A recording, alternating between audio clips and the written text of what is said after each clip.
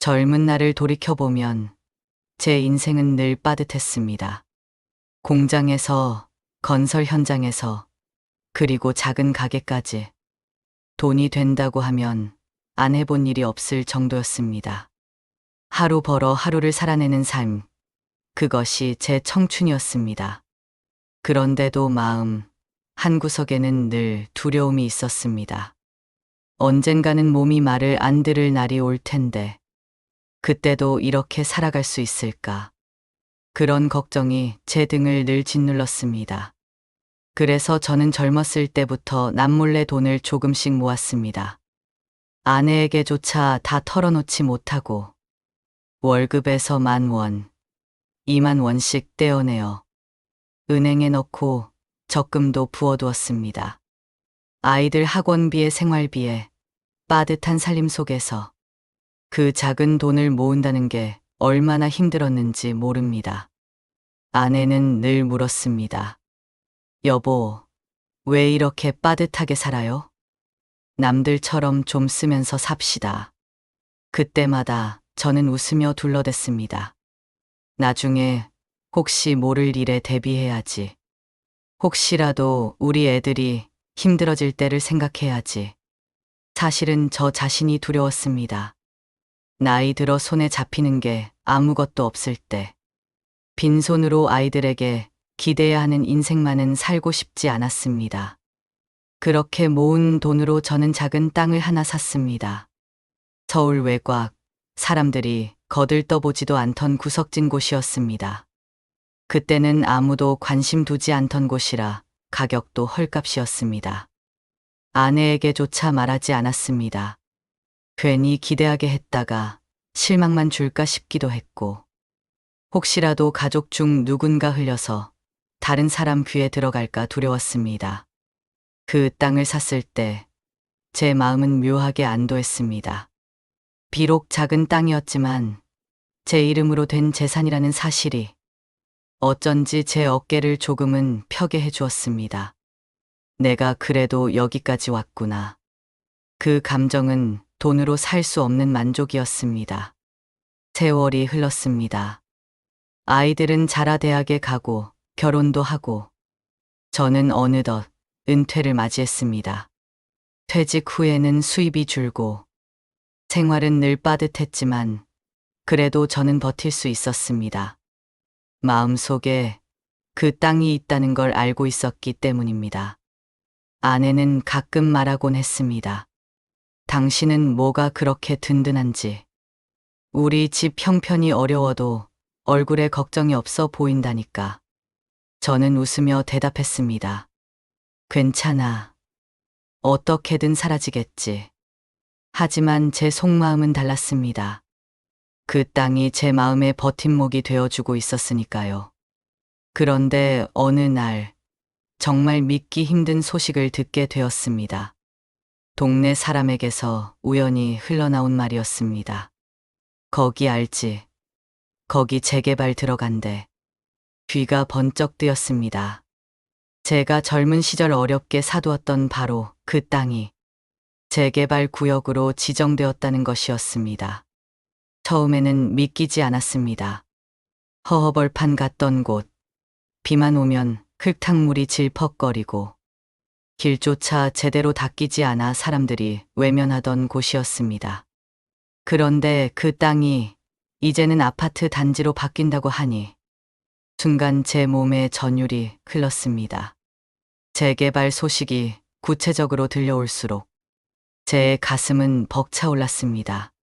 구청에서 보상 설명회를 한다는 안내문이 날아왔고, 그곳에 직접 찾아가 이야기를 듣고서야 저는 비로소 현실을 실감했습니다. 제 작은 땅 한 조각이 생각지도 못한 거에게 보상으로 바뀌게 된다는 사실. 그 순간 저는 눈물이 날 뻔했습니다. 젊은 날 고생하며 몰래 모아 산 그 땅이 이렇게 제 인생을 바꿔놓을 줄은 꿈에도 몰랐습니다. 마침내 통보를 받고 은행 계좌에 거액의 보상금이 들어왔습니다. 금액은 무려 50억 원이었습니다. 숫자를 확인하는 순간 손이 떨렸습니다. 평생 만져본 적 없는 돈. 심지어 로또에 당첨되어도 쉽지 않을 돈이 제 계좌에 찍혀 있었습니다. 그 순간 저는 제 삶이 한순간에 달라졌음을 느꼈습니다. 그토록 두렵던 노후가 이제는 더 이상 두려움이 아니었습니다. 제 힘으로, 제 땀으로, 제 눈물로 지켜낸 작은 비밀이 마지막 순간 저를 웃게 만들어 주었습니다. 하지만 사람 일은 알 수 없는 법입니다. 행운이 찾아온 순간, 그 행운은 동시에 새로운 불행의 씨앗이 되기도 합니다. 저는 그 사실을 곧 뼈저리게 깨닫게 되었습니다. 왜냐하면 그 누구도 몰라야 할 이 비밀을 아들과 며느리가 알게 되었기 때문입니다. 그리고 제 인생은 또 다른 갈등 속으로 돌아올 수 없는 길로 들어서고 말았습니다. 저는 원래 이 사실을 누구에게도 알릴 생각이 없었습니다. 아내에게조차 말하지 않고 제 가슴 속에만 묻어두려 했습니다. 평생의 비밀, 제 마지막 자존심, 그리고 노후의 버팀목이었으니까요. 하지만 세상 일이라는 게 참 묘합니다. 숨기려 하면 할수록 언젠가는 새어나가기 마련이지요. 보상금을 받고 난 며칠 뒤였습니다. 은행에 다녀온 뒤 마음이 조금 들떠 있었는지 제가 모르는 사이 무심코 통장을 식탁 위에 올려두었던 것 같습니다. 아내가 우연히 그것을 보고 놀란 눈으로 묻더군요. 여보, 이 돈이 뭐예요? 내가 본 게 맞아요?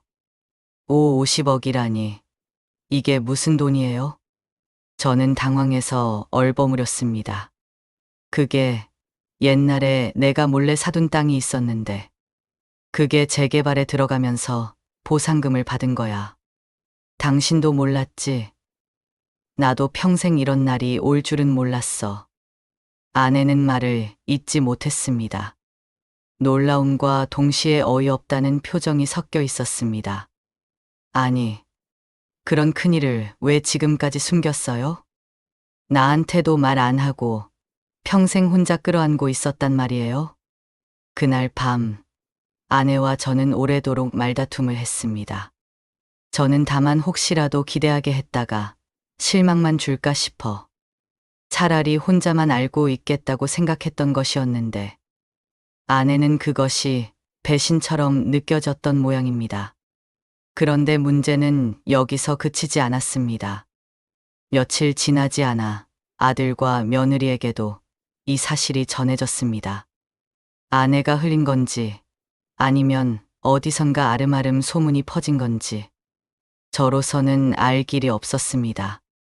어느 날 저녁 아들과 며느리가 갑자기 집을 찾아왔습니다. 평소보다 훨씬 굳은 얼굴이었습니다.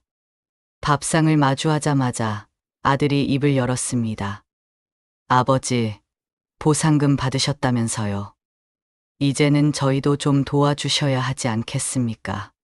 저는 순간 젓가락을 떨어뜨릴 뻔했습니다. 가슴이 철렁 내려앉고 숨이 막혔습니다.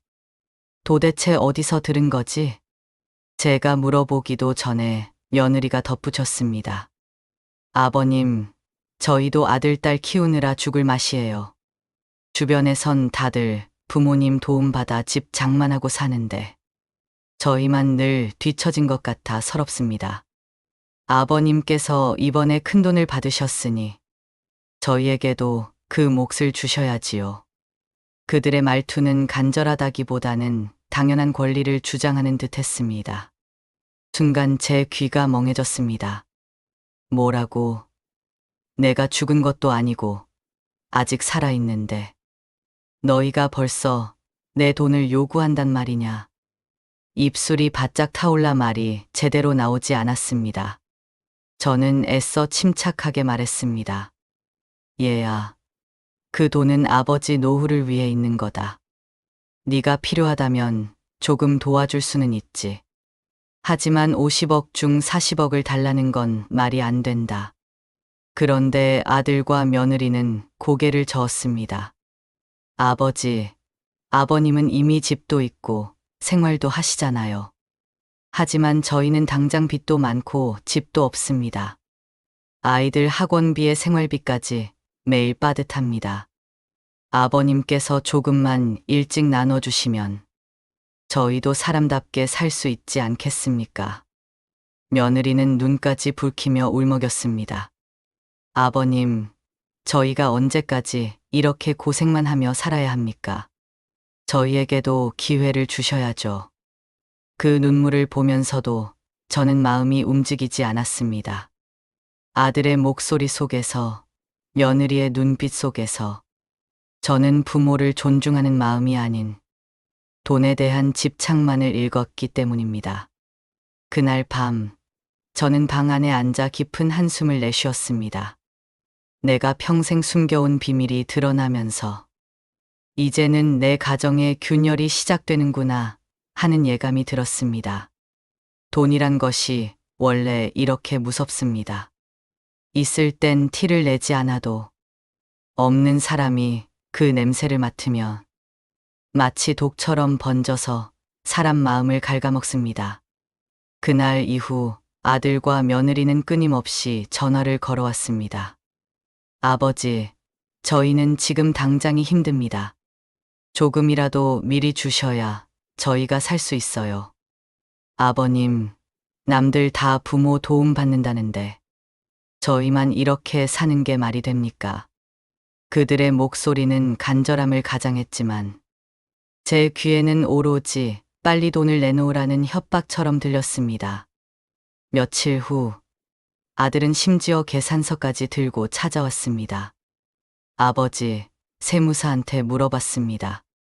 지금 미리 증여해 주시면 세금도 줄어들고 나중에 상속세 걱정도 안 해도 된답니다. 아버지한테도 이득이에요. 저는 그 말을 듣고 피가 거꾸로 솟았습니다.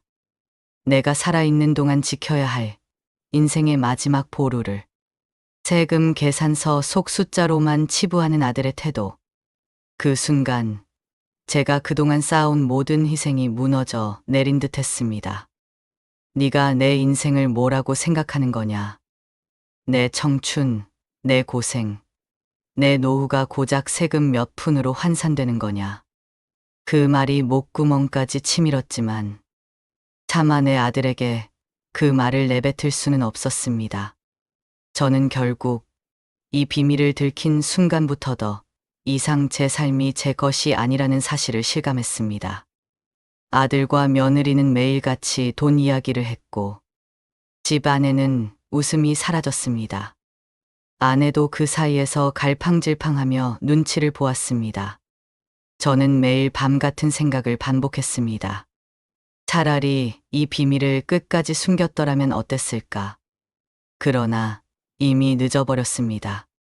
비밀은 들켜버렸고 그 비밀은 이제 가족을 갈라놓는 칼날이 되어 제 가슴을 찌르고 있었습니다. 아들과 며느리가 보상금 이야기를 꺼낸 순간부터 우리 집은 더 이상 예전의 집이 아니었습니다. 식탁에 앉아 밥을 먹어도 웃음소리가 사라졌고 전화벨이 울리면 제 심장은 쿵 내려앉았습니다. 혹시 또 돈 이야기를 꺼내려는 건 아닐까. 그런 불안이 제 일상에 깊게 스며들었습니다. 어느 날 아들이 다시 찾아왔습니다. 그날은 퇴근길에 일부러 들른 듯 보였습니다. 손에 들린 서류 봉투를 식탁 위에 툭 던지며 말했습니다. 아버지, 이게 저희가 준비한 계획서입니다. 보상금에서 40억만 주시면 저희가 사업도 하고 집도 장만하고 손주들 교육도 제대로 시킬 수 있습니다. 저는 봉투를 열어보지도 않았습니다. 얘야, 네가 무슨 계획을 세우든 그건 네 인생이다. 내 돈으로 네 인생을 대신 살아주지는 못한다. 그러자 아들의 얼굴은 삽시간에 굳어졌습니다. 아버지, 그 돈은 결국 우리 가족의 돈 아닙니까? 언젠가는 제게 올 돈인데 왜 이렇게 아끼십니까? 아버지가 가지고 계셔봐야 뭐가 달라지나요? 그 말은 제 가슴을 깊숙이 찔렀습니다. 아직 살아있는 저를 의미 없는 사람 취급하는 듯 했으니까요. 저는 순간 숨이 막혀 말을 잇지 못했습니다. 며느리는 그 자리에서 울음을 터뜨렸습니다. 아버님, 저희가 이렇게 사는 게 너무 힘들어요. 친구들은 다들 부모님 도움받아서 집도 사고 애들 유학도 보내고 하는데 우리만 이렇게 고생하니까 너무 서러워요. 그 눈물에 저는 순간 흔들릴 뻔했습니다. 하지만 이내 마음을 다잡았습니다. 저 눈물이 진심일까? 아니면 돈을 위한 연극일까? 제 가슴은 쓰라렸습니다. 너희 마음은 알겠다. 하지만 50억 중 40억을 달라 하는 건 말이 안 된다. 내가 아직 살아있는데 내 노후를 송두리째 내놓으라는 게 자식 된 도리냐. 제 목소리는 떨렸지만 단호했습니다. 하지만 그날 이후 갈등은 더욱 깊어졌습니다. 아들은 전화가 올 때마다 돈 이야기를 꺼냈습니다. 아버지, 안 그러면 저희는 집도 못 사고 평생 전세 전전해야 합니다. 아버지, 손주들 학교 문제도 걸려 있어요. 지금 아니면 안 됩니다. 며느리도 전화를 걸어와 울먹이며 말했습니다. 아버님, 저희가 뭘 그렇게 잘못했나요? 40억 달라는 게 그렇게 큰 요구인가요? 저희는 정말 죽을 맛이에요. 그들의 말은 하루가 멀다 하고 반복되었습니다. 처음에는 애써 무시했지만 시간이 지날수록 제 마음은 피폐해져 갔습니다. 결국 다른 자식들에게도 이 소식이 전해졌습니다. 딸은 눈을 붉히며 따졌습니다. 아버지, 왜 오빠한테만 그런 이야기가 나오나요? 그 돈은 아버지 인생의 마지막인데 왜 우리 몫은 생각도 안 하세요? 집안이 갈라지기 시작했습니다. 형제들끼리 서로 등을 돌렸고 가족 모임은 순식간에 싸움터로 변했습니다. 오빠가 장남이니까 다 가져가겠다는 거냐? 아버지 돈인데 왜 오빠가 먼저 달라고 하냐? 그 싸움의 한가운데서 저는 고개를 떨궜습니다. 내가 평생 숨겨온 비밀이 결국 내 가정을 파괴하는 칼날이 될 줄은 몰랐습니다. 저는 밤마다 스스로를 원망했습니다. 차라리 그 땅을 사지 않았더라면, 차라리 그 돈을 받지 않았더라면, 이런 갈등은 생기지 않았을 텐데. 그러나 이미 늦었습니다. 50억이라는 돈은 이미 제 인생을 집어삼켰고, 그 돈은 가족의 사랑마저 집어삼키려 하고 있었습니다. 어느 날 저는 아들에게 말했습니다. 얘야, 네가 원하는 건 결국 돈이구나. 아버지가 아니라 돈이구나. 아들은 그 말을 듣고 얼굴이 굳더니 차갑게 대답했습니다. 아버지, 돈이 없으면 가족도 없습니다. 저희를 도와주실 수 없다면 앞으로 어떻게 될지 모르겠습니다. 그 말은 협박처럼 들렸습니다. 가슴이 서늘하게 얼어붙었습니다. 그날 밤, 저는 창가에 앉아 오랫동안 담배를 피웠습니다. 연기가 허공으로 흩어지듯 내 마음도 산산이 부서져 갔습니다. 50억은 내 노후를 지켜줄 보물이 될 줄 알았습니다. 그러나 지금은 가족을 갈라놓는 불씨가 되어 내 삶을 집어삼키려 하고 있었습니다. 불씨는 이미 번졌습니다. 그리고 그 불씨는 이제 걷잡을 수 없는 불길로 번져가고 있었습니다. 갈등은 날마다 깊어졌습니다. 아들과 며느리는 틈만 나면 전화를 걸어왔고 심지어 집 앞까지 찾아와 문 앞에서 소리를 지르기도 했습니다. 아버지, 왜 이렇게 고집을 부리십니까? 돈이 있으면서도 자식이 힘들다는데 안 도와주십니까? 그들의 말은 이제 부탁이 아니라 거의 협박처럼 들렸습니다. 저는 그때마다 문을 걸어 잠그고 안에서 담배만 연거푸 피워 물었습니다. 연기가 자욱해질수록 제 속은 더 답답해졌습니다. 그러던 어느 날이었습니다. 아들은 또다시 찾아와 서류를 내밀었습니다. 아버지, 이거만 서명하시면 됩니다. 보상금에서 40억만 제 앞으로 이체해 주세요. 나머지 10억은 아버지가 쓰시면 되잖아요. 저는 그 서류를 보는 순간 심장이 쿵 내려앉았습니다. 아직 살아있는 저를 이미 세상을 떠난 사람 취급하는 그 서류. 아들의 태도에서 저는 더 이상 부모를 존중하는 마음을 읽을 수 없었습니다. 그 순간 저는 결심했습니다. 그래, 너희가 원하는 건 아버지가 아니구나. 돈이구나. 그렇다면 나도 가만히 있지 않겠다. 그날 밤, 저는 조용히 헛웃음을 흘렸습니다. 그리고 제 속에 작은 불씨가 피어올랐습니다. 그 불씨는 바로 복수였습니다. 며칠 뒤, 저는 일부러 아들에게 말을 흘렸습니다. 얘야, 사실 그 돈 대부분은 이미 다른 데 썼다. 남은 게 얼마 없다. 아들은 눈이 동그래졌습니다. 아버지, 무슨 소리십니까? 그 큰 돈을 벌써 다 쓰셨다고요? 어디에 쓰셨습니까? 저는 애써 무심한 척 대답했습니다. 내가 살아온 인생이 있는데 그 돈을 어디에 쓰든 내 자유 아니겠느냐. 너희한테 갈 돈은 없다. 아들은 믿지 못하겠다는 얼굴로 고개를 저었습니다. 아버지, 그건 말도 안 됩니다. 저희는 이미 기대를 했는데. 저는 그 표정을 보며 속으로 씁쓸히 웃었습니다. 그래, 너희가 진심으로 아버지를 생각했다면 이런 표정은 짓지 않았겠지. 며느리도 발을 동동 구르며 말했습니다. 아버님, 제발 농담이라도 그런 말씀 마세요. 그 돈 없으면 저희는 정말 끝입니다. 집도 못 사고 애들 교육도 못 시켜요. 저는 그 말을 듣고 더 단단히 마음을 굳혔습니다. 내 인생의 마지막 보루를 이렇게 함부로 취급하는 사람들에게 단 한 푼도 쉽게 넘겨줄 수 없다는 생각이 머릿속에 강하게 자리 잡았습니다. 그 무렵 저는 오랜 친구를 만났습니다.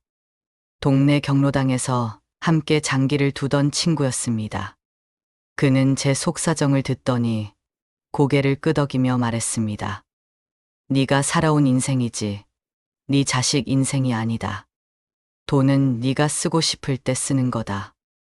자식들이 효도할 마음이 있었다면 돈 이야기를 꺼내기 전에 먼저 아버지를 챙겼을 거다. 그 말은 제 가슴을 파고들었습니다. 맞는 말이었습니다.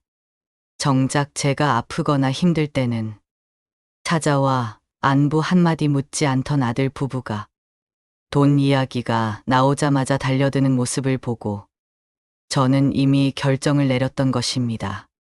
그날 이후 저는 아들에게는 돈이 거의 남지 않았다고 했습니다. 하지만 진실은 달랐습니다. 보상금 대부분은 제 계좌에 그대로 있었습니다.